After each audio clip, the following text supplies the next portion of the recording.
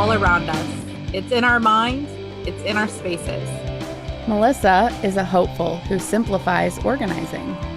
Angel is a curious idealist who clarifies complexities. Together, we take on the mental overwhelm and cluttered spaces to spark conversations that lead to clearing chaos. Welcome to the first official episode of Clearing Chaos. I'm Angel and I'm Melissa. I'm super excited to jump into this, and it's okay if it's a little chaotic. It's our first episode, so we might be a little all over the place. That's why it's in the title, right? Right, we got to create the chaos before we can clear it. And I think that's the theme. Mm-hmm. I think that's what inspired us, right? Like, we both cause a little chaos. How can we clear it together? And that brings us into what sparked our curiosity this week, right? Mm-hmm. What did spark our curiosity, Angel?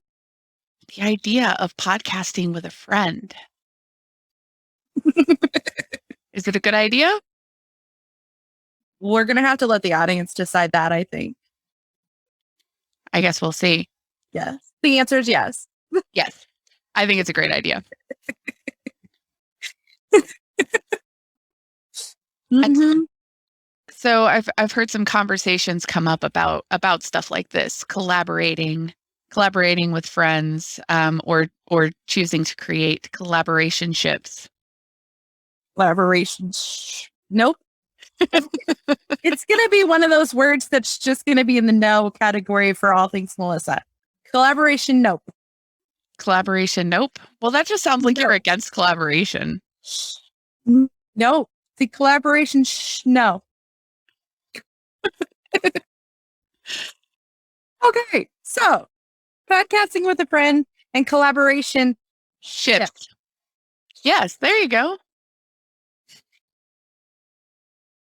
So what are your thoughts on collaborationships besides the word itself? Besides the word itself. So I've always been a person that I'll just do it myself. I'm a control freak. I'm a recovering perfectionist control freak. And so giving anybody the ability to be part of my group is weird. And then I met you. And then I met a couple other people. I was like, okay, maybe we should hold regular space together. Yeah. I love that. I feel like I like doing stuff on my own. But it's hard to find other people who can make the same kind of commitments to stuff. Like when I go all in, I want to go all in and I want to get like obsessed with whatever it is. And, people have lives and I have a life, but I also am on my computer a lot. Yeah. Yeah. And I think that that acceptance of, do I want to be that responsible and accountable and adult? I think all of that is very, very heavy when it comes to actually committing to working with people. That's a really good point. And so I think if you're going into a collaborationship, maybe part of it is making sure that it's something that you're interested in, that you want to talk about, that you want to work on, that you want to do. Because if you enjoy it, if you're passionate about it, chances are you're going to be a little bit more likely to execute on it. Yeah. Yeah. And I mean, that really drew us together because I know we would message or chat on the side about, oh my gosh, you're my spirit sister. And thank you for saying that, because I didn't want to be that person today. And so I know it was like, okay, you've been in my own brainwave multiple times. Maybe this will work. And I think we balanced that out pretty well, because like, you're very soft spoken and let's bring Angel to the room. And I'm all hyper energetic and controlling. So like, let's do this. So I think our chaos can be cleared and it'll be a fun conversation, whatever topic sparks us. I completely agree. I think you and I are definitely cut from very similar cloth. we ride the same brain waves often. And so that kind of brings me to our book that's related to our topic. Simon Sinek Together is Better. Anyone who knows me knows that I am a walking Simon Sinek quoter. And so this page specifically is the idea of what moved us to action. And it says, that idea is so fantastic. Stop talking about it and do it. And so here we are doing it. We're doing the thing. We're doing the thing. I think it's fun. Like, you have a podcast and I'm working on other collaborations and podcasts. So I think bringing our collaborationship, Yes. Yay! You did it. to the reality. I think it's great. I think it's great. And I think it'll really help, because you and I overlap a lot on, okay, well, let's have a conversation about it. That seems to be a bit chaotic. That seems to be a little, conversational piece. Let's just sit down and talk about it. Let's kind of clear that crap a little bit. Let's clear the chaos. Hello. And then put some good stuff and some good conversations out there and fill our brains a little differently and maybe even a little better. Absolutely. And there's so much, to your point, there's so much crossover between the things that we're doing, like what we're trying to put out into the world. Think about hopeful simplicity with all the stuff that you're working on. Like, you're clearing, like getting rid of chaos and clutter in kind of a physical space and connecting that into the mind space. Yeah. And what I try to do in everything is kind of clarify complexity and simplify all these things that we have overcomplicated. And so whether it's in communication or leadership or organizational culture, like there's all these things that we make harder and more difficult than they need to be. And so marrying the two of those, I think, is fantastic. Plus, I'm really hoping that the more time I spend with you, the more organized I'll get with my space. And so I'll share, Melissa gave me an assignment when we did our first Collaborationship off recording, and that was to get a paper box. And so I just want to report that I have a paper box, and there is paper in it, and there's less paper on the top of my desk. But speaking of that, I have a question. Mm-hmm. How often do I open up the paper box to sort through all the paper? Every week. So you should have set a calendar time. So you hold yourself accountable and go through that and actually process the papers every single week. Every week. Okay. I'm glad you reminded me. I think you told me that too. And I skipped a step. I did not set the calendar reminder. And Yeah. that actually brings up another quote from the book. You can't do it alone, so don't pretend you can. When it comes to clearing the chaos of my space, I definitely can't do it alone. So thank you for your help along my own. Got you. But that's what drives me, because I truly believe that outer clutter and outer chaos is just a reflection of your inner chaos. Yeah, that's fair. I mean, I'm looking around and my room is chaotic right now because of the events that happened earlier today. And I'm just kind of like, okay, talk really fast so I can get this fixed. So when I'm in my office next time, I'm more productive. But yeah. And I don't think people don't want to, it's hard to think differently, and it's hard to accept that, maybe there's more than one way. Maybe you just haven't found that way to address something. And for me, I just specialize in where to put your stuff away and what do you really need to keep. That's a good point. I have a lot of stuff that I probably don't need to keep. And so I've been working personally on clearing out some of the stuff. Like, I've got a lot of stuff. And when you look at all of it together, it's just stuff. But when I start looking through things like individually, I'm like, I could use this. Maybe not today, but in like a week or two, I'm going to be looking for this thing and I'm going to be really mad at myself for throwing it away. Yeah. I think that's a future spark on our list of, is it serving you in the right now? Write that down. I think it's already on the list. We already did that. Okay. Maybe I should write it down in case, but no. But yeah, I mean, that kind of goes back to our first quote of, okay, stop talking about it, just do it. Okay, well, if you're having to justify why you keep something, why? Why are you fighting for a thing when we could be fighting for a time to spend with our kids or time to, do nothing but relax and fill our own cups? Or time to sit on a recording session and make or time to start a new adventure. a new collaborationship.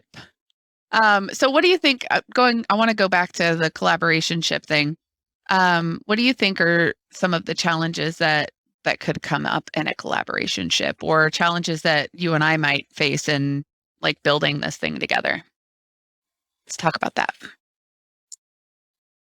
I don't know. I mean, I think challenges in general of either collaborating with somebody or forming a more of a relationship with somebody is, how do you get out of your own way and just go with it?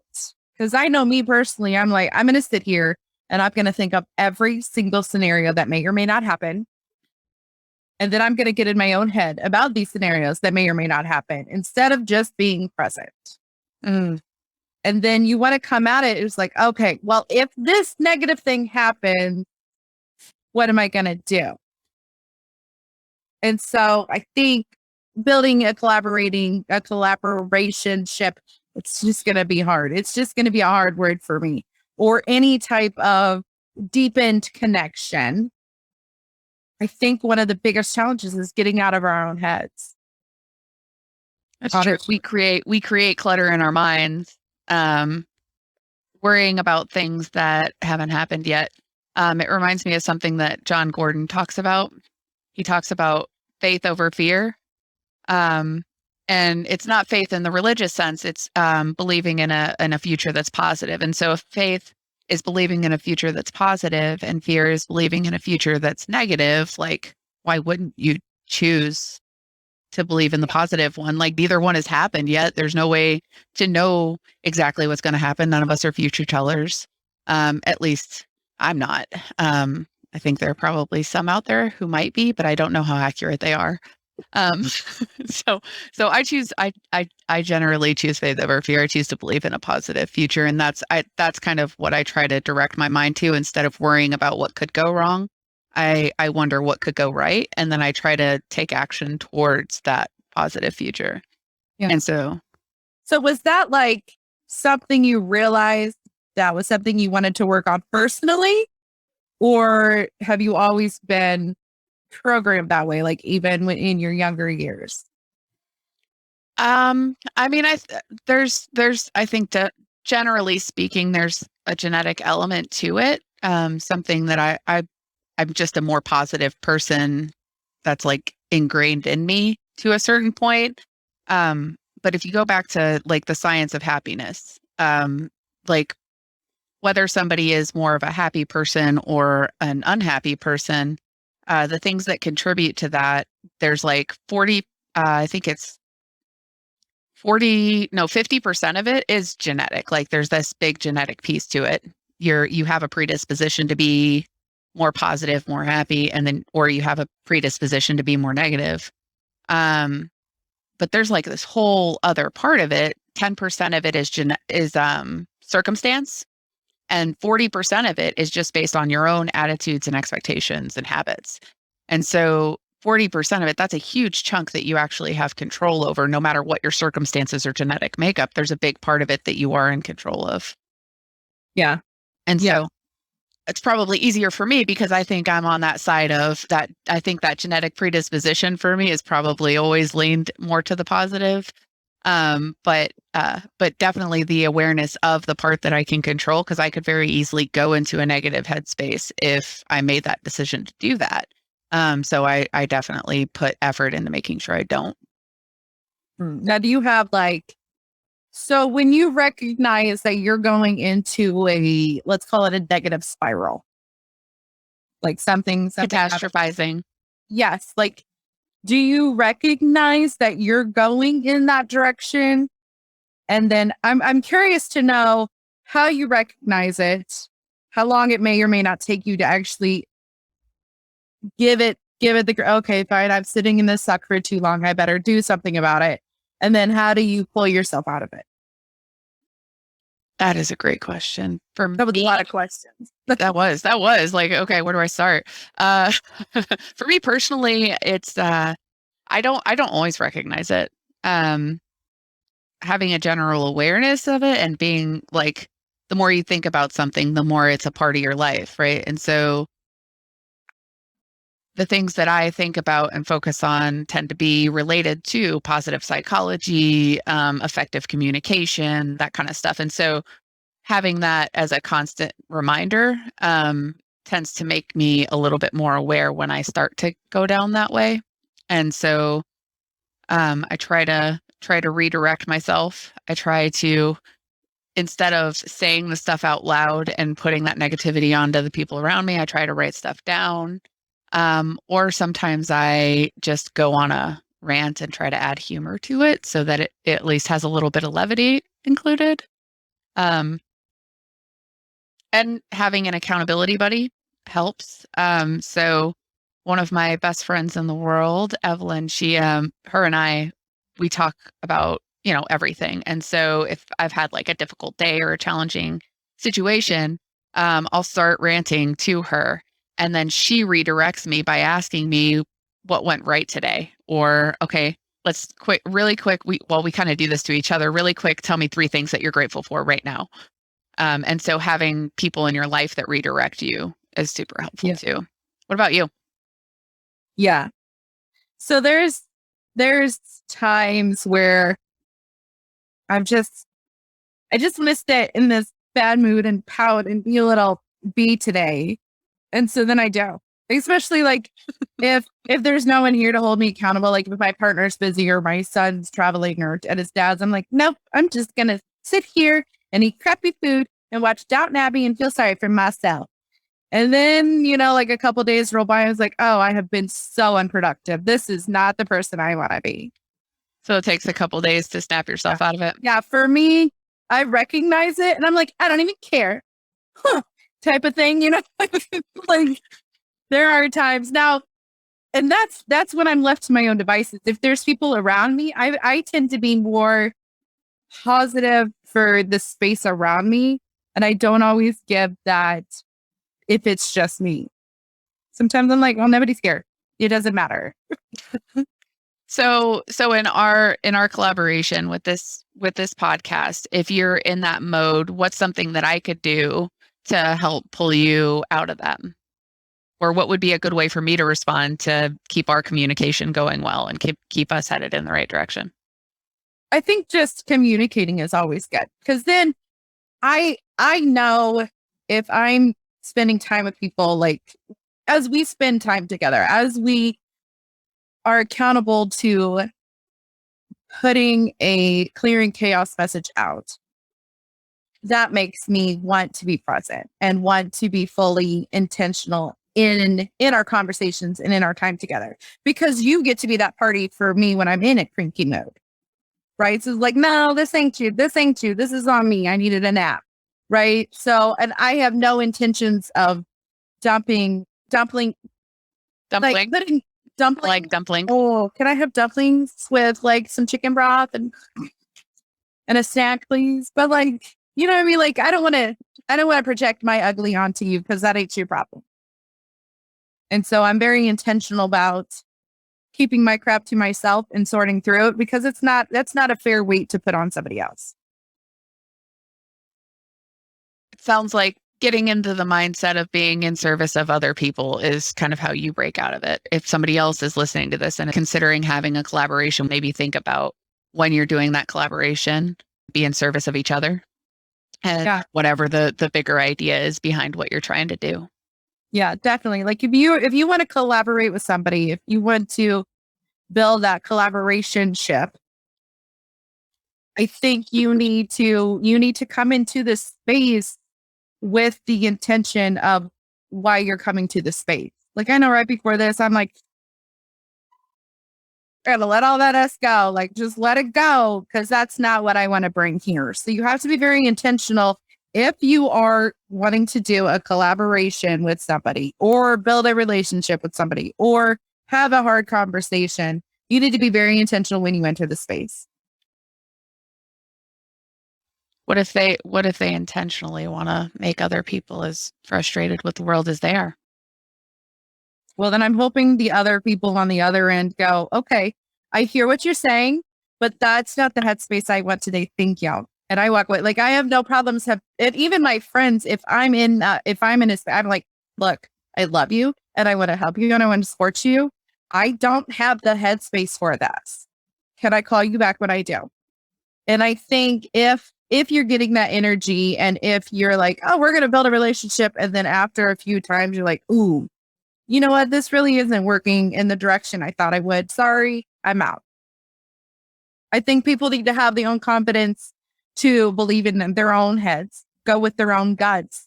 And you know what? The collaboration may have been a great idea. Hey, you started it. Good job. But just because it started doesn't mean it has to stay. Mm-hmm. That's a And I good tell point. clients that's like, just because you put the spices there doesn't mean you can't move them. So having some flexibility in your approach, having the getting comfortable with saying like this isn't working, which goes back to that communication that you mentioned. Communication, I think, is super, super important if you're going to collaborate with another person. If you're frustrated about something, say that you're frustrated about it. If you don't like where something's going, don't just shut your mouth to try to appease the other person, because eventually it's going to come out. And so I think that's another thing that'll be really good with us doing this together, is because both of us are pretty transparent communicators. And so I think that's kind of required for success. Yeah. Yeah. And I think if we sit on it, then the resentment starts to build and then the anger starts to build. And then when you go to communicate, it's all, you did this and you did this. And how come you aren't? Instead of, these are the concerns. Maybe we can talk through them and see if there is a solution that we can build towards, or these are the concerns. Do you see them? I think and I know that's from life experience. I mean, years ago, there's no way I would have felt comfortable going, no, thank you, hard pass. where you stand in enough uncomfortable spots of, okay, this is no longer me, this is all them, and I'm taking myself out of that situation. So I think 5-10 years ago, if you and I had met, I don't know that we would be in the right headspace to have clearing chaos hit the airwaves. I know I would not have been.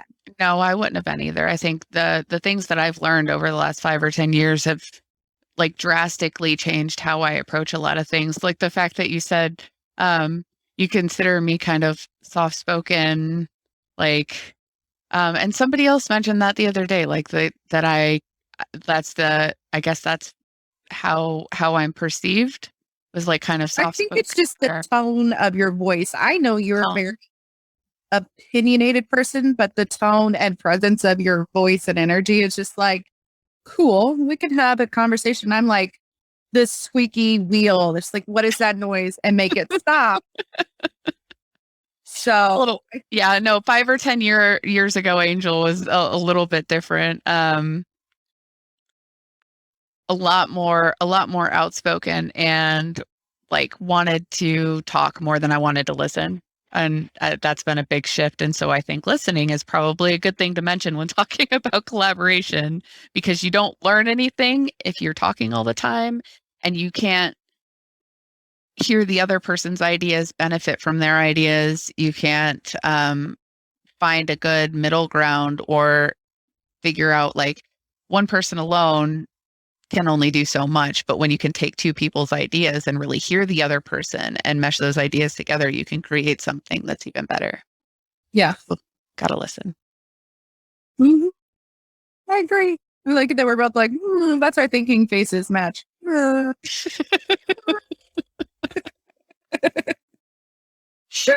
then we both pause to listen, but we can't listen at the same time because then we'll hear nothing. Right. What do you hear? Nothing. It's nice. The kids aren't yelling. The husband's not home.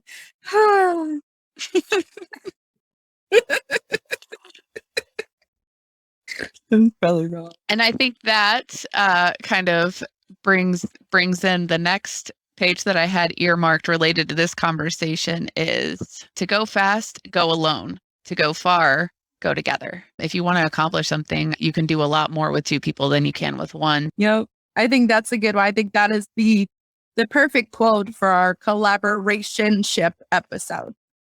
Because moving forward, we're going to go together and we're going to clear chaos and we're going to have some hard talks. And I'm really looking forward to it. I am as well. You're awesome. Thanks anyone who might be out there listening. Yeah. That's all. That's it. If you like what you're hearing, go subscribe to Clearing Chaos wherever you get your podcasts.